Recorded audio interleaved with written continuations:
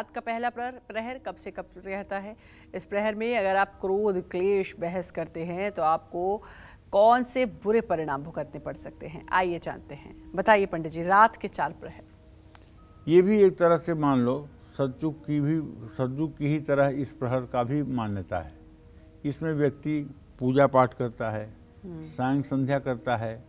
इसमें व्यक्ति अपने घर गृहस्थी को चलाने के लिए आवश्यक वस्तुओं की खरीदारी करता है। घर में परिवार को चलाने के लिए भोजन और प्रसाद का निर्माण करता है।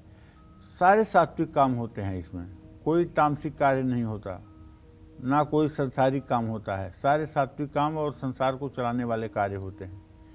और इस समय जो लोग व्यवसाय करते हैं, दुकान करते हैं, वो अपने दुकान में दिया बत्ती जलाते हैं, वो लोग अपने दुकान में सुगंध फैलाते हैं, दुकान में आने वाले ग्राहकों का सम्मान करते हैं।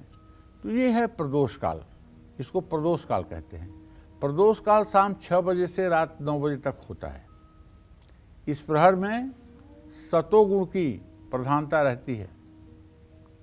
इस प्रहर में किसी भी प्रकार का तामसिक कार्य करना वर्जित है।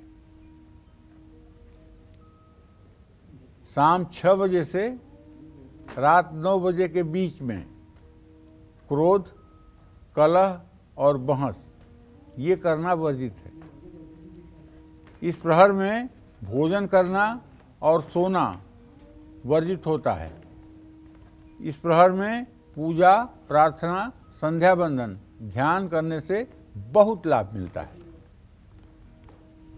बताना चाहूँगा, इस प्रहर में जो लोग मंत्र जप करते हैं, अपने इष्ट का स्मरण करते हैं, ध्यान करते हैं, निश्चित रूप से ऐसे लोगों का जीवन सूर्योदय की तरह चमकता है।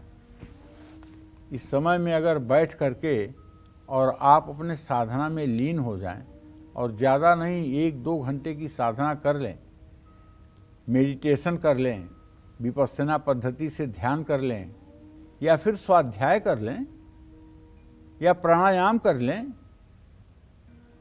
तो आपके जीवन की सारी जटिलता, सारी मुश्किलें अपने आप ठीक हो जाएंगी। जो लोग प्रभु का याद करते हैं, जो लोग ईश्वर को याद करते हैं, जो लोग ईश्वर में समय देते हैं, ईश्वर उनके सारे कार्यों को स्वतः कर देते हैं।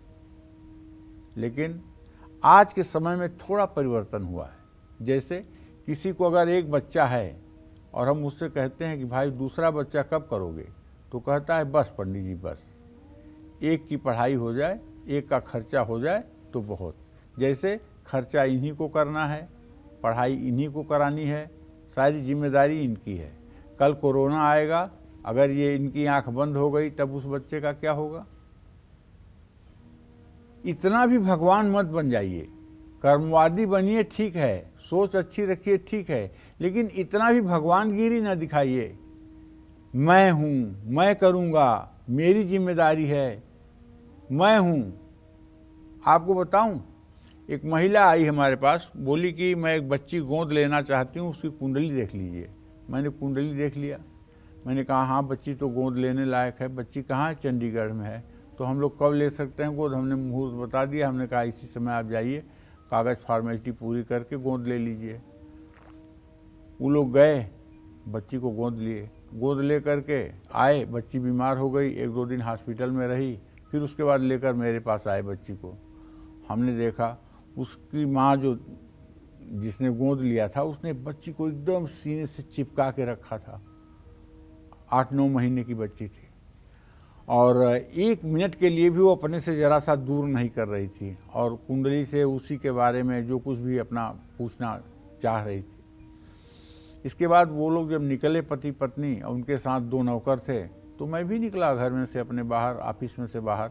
तो मैंने देखा एक नई ओडी गाड़ी खड़ी थी। हमने कहा ये गाड़ी किसकी है? उसने कहा कि मैंने लिया है गुड़िया के लिए ना, गुड़िया नई मतलब कि जो है गुड़िया आई है तो इसके लिए नई गाड़ी तो चाहिए गुरुजी ना। मेरा दिमाग ठनका कि ये इसको कहते हैं किस्मत। कल तक जो 2 बूंद दूध के लिए सड़क पर फेंक दी गई थी बच्ची, जिसको अनाथालय में पलना था, आज उसके लिए ओडी है और इस गाड़ी में इस गाड़ी के साथ 4 नौकर हैं जो दूसरी गाड़ी से चल रहे हैं। इतनी बड़ी सुख सुविधा का भाग्योदय इसके किस्मत में लिखा है।